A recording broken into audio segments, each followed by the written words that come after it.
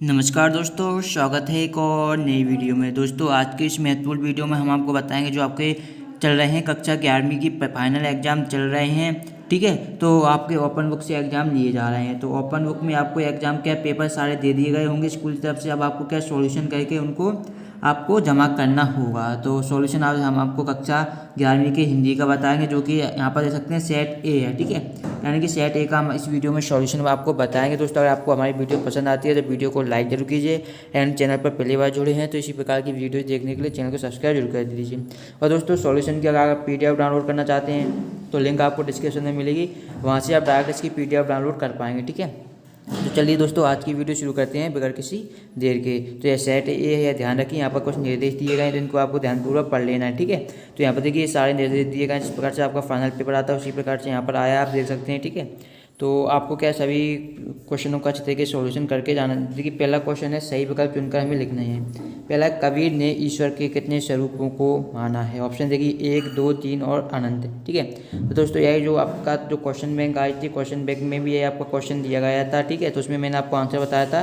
तो कबीर ने ईश्वर के कितने एक स्वरूप को माना है, यानी कि जो आपका फर्स्ट वाला ऑप्शन है वो बिल्कुल सही हो जाएगा। ठीक है, अब देखिए दोस्तों आगे बढ़ते हैं। देखिए मियाँ नसरुद्दीन के वालिद किस नाम से प्रसिद्ध हैं, तो हमें बताना है कि वो किस नाम से प्रसिद्ध हैं। ठीक है, तो दोस्तों ये भी आपका क्वेश्चन बैंक में पूछा गया था क्वेश्चन। ठीक है, तो इसके ऑप्शन है नान भाई गड़ैया वाले, नान भाई खुमचे वाले, नान भाई तुरम वाले या नान भाई असाटी वाले।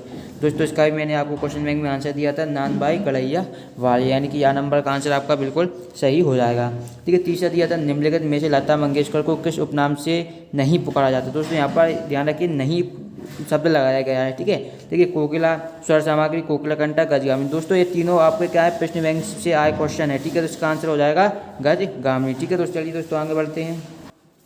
तो इस तरीके से आपको आंसर कर देना है। ठीक है, आप देखिए नेक्स्ट है तीसरा, निम्नलिखित में से लता मंगेशकर को किस उपनाम से नहीं पुकारा जाता। ठीक है, तो इसका मैंने बता दिया आपको गजगामिनी, इसका आंसर आपका बिल्कुल सही हो जाएगा। ठीक है, और देखिए जनसंचार का सबसे लोकप्रिय और प्रभावशाली माध्यम है, तो सिनेमा, इंटरनेट, मोबाइल या समाचार पत्र। 4 ऑप्शन दिए गए हैं।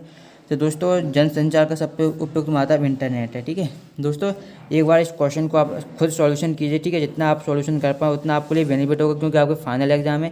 तो एक बार आप जरूर सॉल्यूशन करना चाहिए। ठीक है, बाकी क्वेश्चन नहीं आते तो आपको ओपन बुक से हो रहे हैं तो आप देख कर भी लिख सकते हैं। ठीक है, लेकिन पहले एक बार ट्राई खुद से कीजिए कि सॉल्यूशन आप कर पाएँ। ठीक है, देखिए 5वां, ईद का चांद काटता है।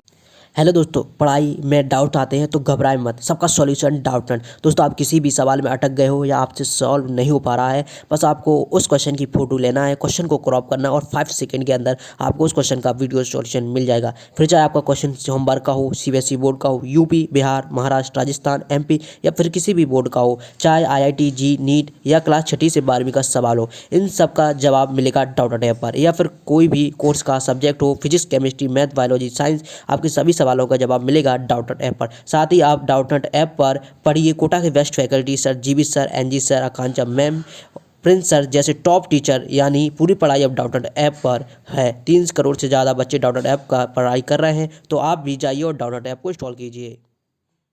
ईद पर मिलना, कभी कभी दिखना, बहुत दिनों में दिखना या ईद पर खुश होना।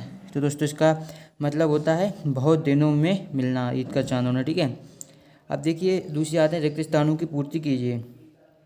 तो पहला है यह गौतम और गांधी का खालिस्तान देश है या प्रदेश है। दोस्तों यही भी आपके प्रश्न बैंक में दिए गया था कि दोस्तों काफ़ी सारे ऑब्जेक्टिव आपके प्रश्न बैंक से ही आए हैं। ठीक है, तो प्रश्न बैंक अच्छे तरीके से तैयार कर लीजिए, फाइनल एग्जाम में भी बहुत सारे क्वेश्चन पूछे जाएंगे। तो यह गौतम और गांधी का देश है। ठीक है, क्या कर देना आपको, देश है। ठीक है, इस तरीके से आपको आंसर कर देना है।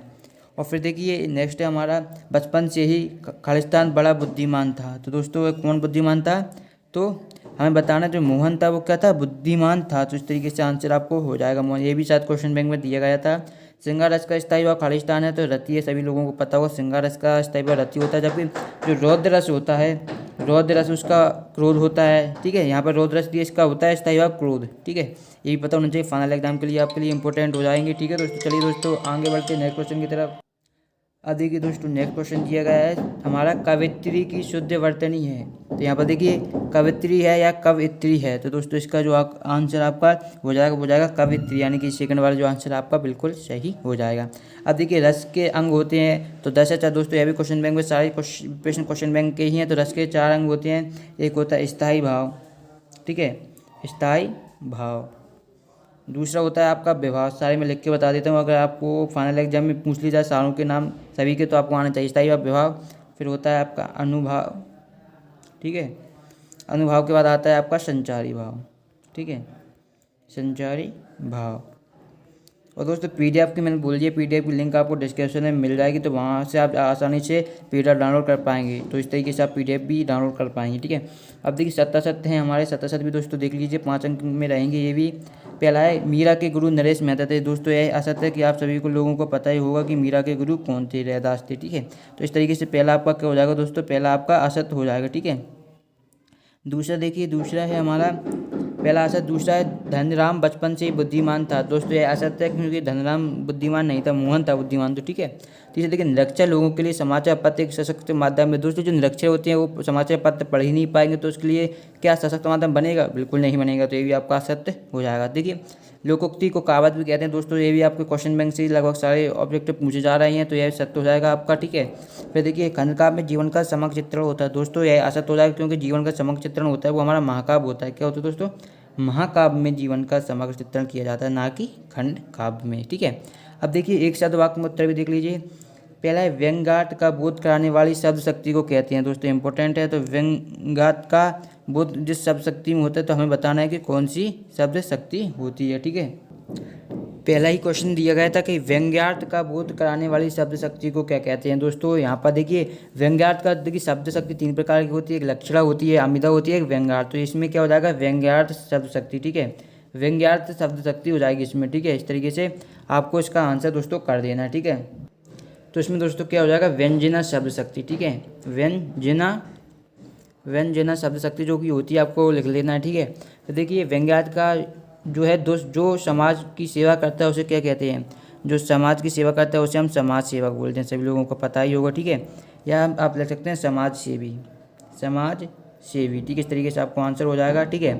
फिर देखिए तीसरा है विष का प्याला किसने भेजा। तो विष का प्याला सभी को पता होगा, राणा जी ने भेजा था, ठीक है। किसके लिए भेजा था, तो मीरा के लिए भेजा था, ये भी आपको ध्यान में रखना है। फिर समाचारों को संकलित करने वाले को किस नाम से पुकारा जाता है, तो उसे हम संपादक नाम से पुकार, जो समाचार पत्रों को संपादित करता है उसे हम संपादक बोलते हैं, ठीक है।